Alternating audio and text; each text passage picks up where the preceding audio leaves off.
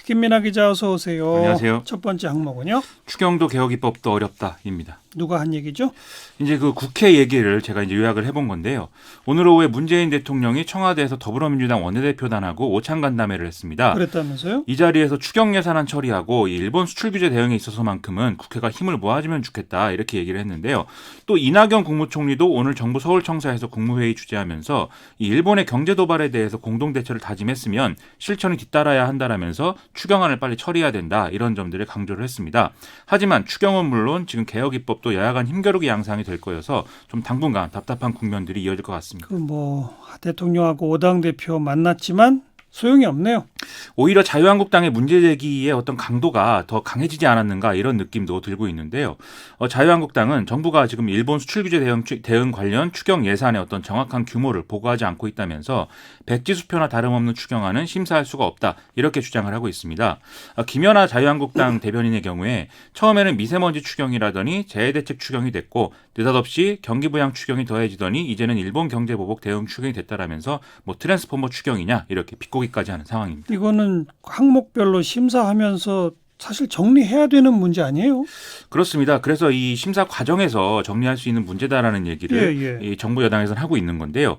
일각에서는 일본의 수출 규제에 정부가 대응하는 과정에서 조성된 이 친일 반일 구도 때문에 이 자유한국당이 여론상 불리해진 상황 때문에 이렇게 행동하는 거 아니냐 이런 분석도 나오고 있는 상황입니다. 오늘도 나경원 자유한국당 원내대표는 정부 여당을 향해서 이 철없는 친일 프레임에 집착하지 말라면서 정부 정책을 비판하면 친일로 몰아가는 것은 한심하다 이렇게 주장을 했는데요. 그러면서 이 기업 탓을 하며 탁상공론만 하는 이 정권은 위기 해결 능력이 없다 이렇게 재차 주장을 했습니다. 네. 그리고 오늘 정개특위 위원장 홍영표 의원으로 바뀌었죠. 그렇습니다. 그동안 이제 아시다시피 심상정 정의당 의원이 위원장이었는데 오늘 여야 합의에 따라서 사임을 하고 홍영표 의원이 이제 뒤를 이었죠. 홍영표 의원은 정개특위는 합의를 원칙으로 운영하겠다라면서 활동 시한인 8월 말까지 시간이 별로 없다 이런 얘기를 이제 했습니다.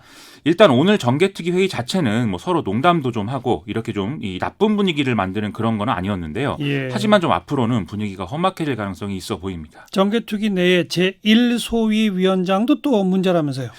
그렇습니다. 이 나경원 자유한국당 원내대표는 6월에 이제 임시국회를 열 때 합의 내용 중에 더불어민주당이 정개특위 위원장을 맡고 자신들이 1소 위원장을 맡는 이 방안이 합의문에는 없지만 이면 합의가 있었다라면서 자유한국당의 정개특위 간사인 장제원 의원을 이 소위원장으로 추천했었다 이렇게 주장을 하고 있는 상황입니다.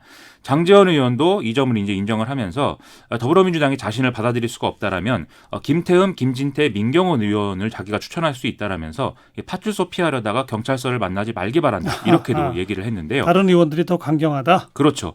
이러한 주장에 대해서 홍영표 의원은 자유한국당의 일방적 주장이라면서 당시에 그런 합의가 정확하게 된 건 아니었다라고 설명을 하고 있습니다. 이 1소위가 그 선거법 다루는 거죠? 그렇습니다. 이 패스트트랙 지정안건인 선거제도 개편안에 대한 어떤 실무적인 조율이라든지 합의 내용 이런 것들은 대부분 이 소위 차원에서 1차적으로 이루어지게 되는데요. 자유한국당이 정개특위 1소위원장을 가져가게 되면 기존의 합의안을 수정을 한다든지 또 본회의 상정 일정을 지연시킨다든지 이런 일을 할 수가 있다라는 게 여의도의 어떤 분석입니다. 나경원 원내대표가 오늘 더불어민주당이 정개특위 위원장을 가져가면서 1소위원장은 내놓지 않겠다는 것은 선거법을 강행 처리하겠다는 것이다. 이렇게 얘기를 했는데요. 이게 바로 이제 이런 맥락에서 하는 말인 것이죠. 산 넘어 산이네요. 참.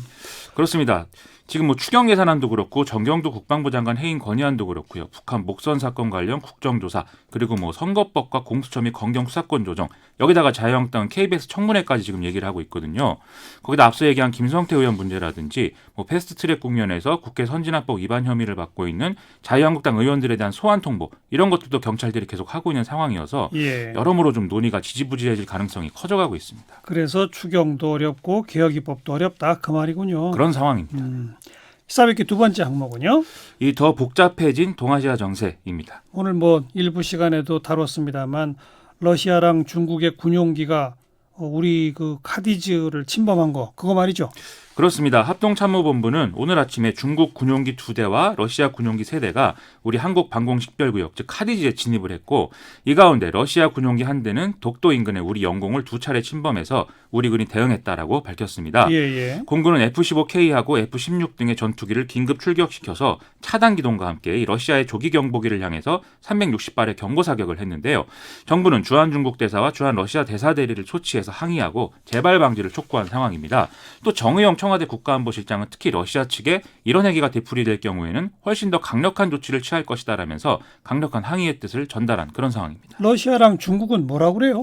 일단 러시아 관영 언론이 이 자국의 국방부의 입장을 좀 보도를 했는데요. 예. 이 러시아 국방부는 한국 영공 침범은 하지 않았고 한국 전투기가 오히려 러시아 폭격기의 항로를 가로질러서 위험에 빠뜨린 것이다라는 성명을 발표했다고 합니다.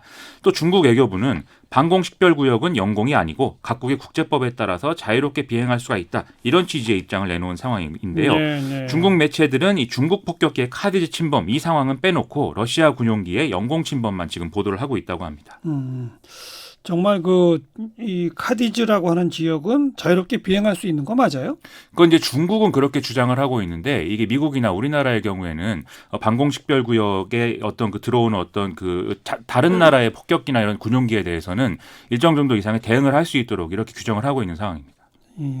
중국만 그렇게 주장하고 있다.